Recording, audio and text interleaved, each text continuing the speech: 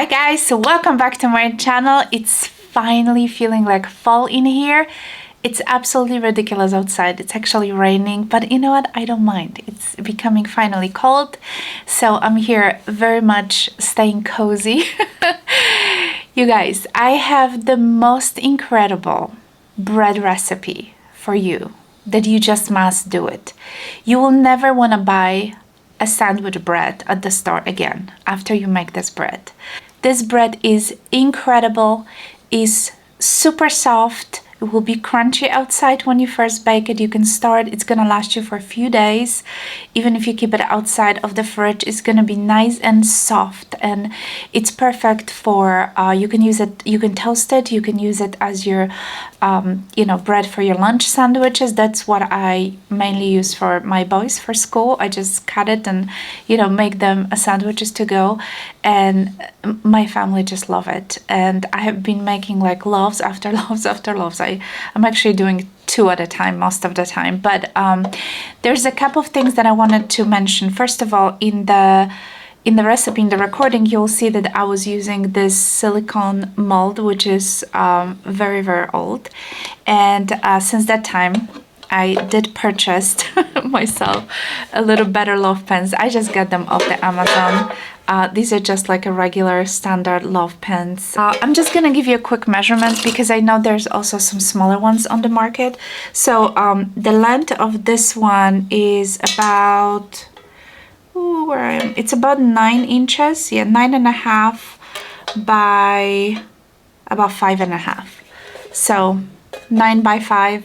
9.5 by 5.5. So that's what you kind of need. So it's basically, it's slightly kind of larger pan, because I think originally I purchased 2 pans and they were way smaller. So just kind of go by the measurements. I unfortunately cannot link the Amazon in the description box. State of Arkansas doesn't allow me to, so I cannot link the exact ones, but those are the Wilton. Yeah, the one I have, those are the Wilton, but you can just find them anywhere, basically. Just that's why I'm giving you the measurements. So this is like a perfect kind of a size for that particular bread. And also one more thing very quickly, the recipe calls for 400 mils of warm water, just a tap warm water. Just be careful. Sometimes I like to add a little bit less. It's really depend how temperature is outside, if it's humid or if it's dry. Each flour will have a little bit different humidity level. So I would say just start with like maybe 350 ml, and if you see like your dough is already hydrated, there's no dry spots, then just leave it. Don't put any more water. I obviously use the whole 400, but sometimes I use a little bit less, sometimes I have to use a little bit more. It's really depend of the temperature of obviously the flour that you use. So start with 350. The recipe calls for 400. Start with 450, and if you need to add a little bit more, go ahead and add a little bit more. But I guarantee you guys, you're gonna love this bread. So before I walk you through this whole recipe, make sure that if you're new to my channel, subscribe, give it a thumbs up. And this is obviously another video from my Cooking with Magda videos. So it will be it has a special folder. All my baking and cooking goods have a special folder on my channel, so you can always find this. So anyway, the whole recipe will be in the description box. I hope you guys will enjoy it, and I hope you have a wonderful day, and I'll see you next week. Okay guys, so let me walk you through the ingredients. In the mixer bowl right here, I measured 500 grams of all-purpose flour. You can use bread flour, but I think this bread works perfectly fine with all-purpose flour. And I measure 500 grams. I like to use a scale. If you like to use a cups, it's about 3.5 cups of flour. But if you have a scale, I would say go ahead and use the scale. In that little bowl, I have 1 tablespoon of yeast and then teaspoon of sugar. So I'm just gonna sprinkle it right here, and I'm gonna just mix it a little bit. Okay, so I'm just gonna incorporate this together, and then I'll have to add about 2 teaspoons of salt. So here comes the first one, And these are like, you know, I'm just using a regular little teaspoons. Okay, so I'll mix that in here as well. The next thing you have to add is some water. So I have a 400 ml of just a plain warm water, just from the sink. This is not filtered water or anything. Just kind of, you know, a little bit warmer. So I'm just gonna put it right in there. And then we need about a tablespoon of some kind of oil. I'm just using a regular olive oil. This is not extra virgin. I'm gonna eyeball it, you guys. So I think that should be a tablespoon. So that's pretty much it. That's all you need. Now I'm gonna put it in my mixer and I'm just gonna give it a quick mix. So I obviously have my dough hook attached in here. So I'm just gonna lock this in place. And we're gonna start on the, just kind of a mixing, you know, low setting. I don't want the flour to be all over the place.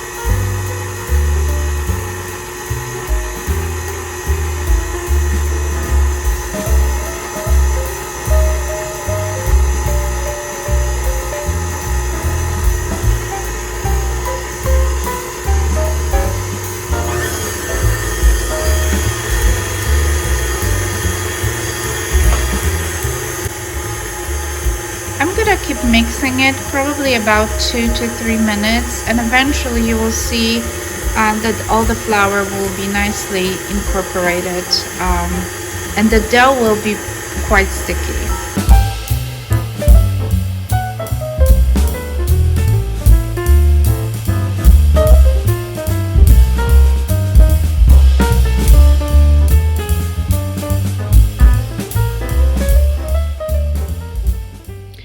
So this is how the dough looks like after about 2 minutes of kneading here, and it is a quite kind of loose and sticky dough, as you can tell. So that's exactly what we need. Okay, so don't be alarmed or scared that this is not you know, forming like a nice little ball or anything. No, this is gonna be like kind of like a shaggy, sticky mass of dough. So yes, that's it. That's all I'm gonna do right now. I'm just gonna cover it and I'm just gonna put it in a warm place for about an hour or so, and it just needs to basically double in size. All right, guys, so I think my dough doubled in size. Let me just show you. I have all those covers. Look at this beautiful bubbly dough, and as you can probably tell, it's kind of loose and it is quite sticky. So so I have this little mat here prepared that I'm gonna kind of work on the dough on this mat here, and I'm gonna need some flour. Flour is a must, even though this is a silicone, but still this dough is pretty sticky.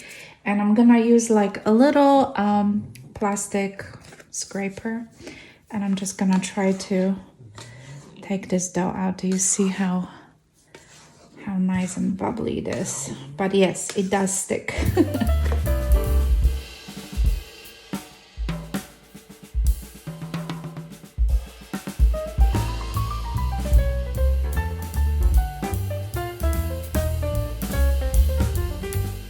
I'm doing my best.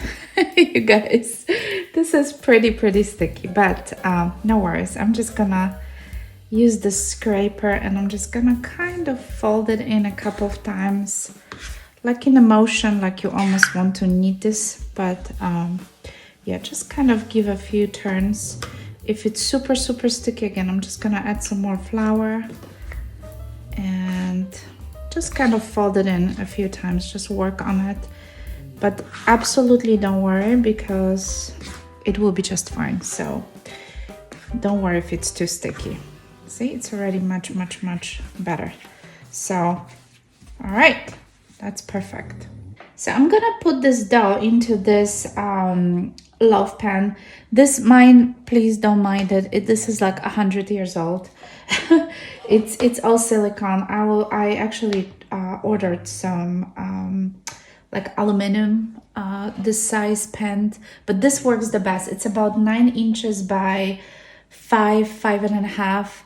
So this size works really good for this kind of loaf. So I'm just gonna try very carefully to put it right in there, and don't worry about if it doesn't look too good or if it's, you know, not perfect, but look at this. This is exactly what you want. I'm gonna take a little bit of the olive oil and I'm just gonna kind of pour it on top, not too much, but just a little bit. So when the bread is baking, it's just gonna give you like a nice, you know, kind of brown top. So just a little bit, and you can just, you know, distribute with your fingers, just a bit. And you can obviously, if you wish to, you can sprinkle some sesame seeds on it. We don't really like it. We just kind of leave it the way it is.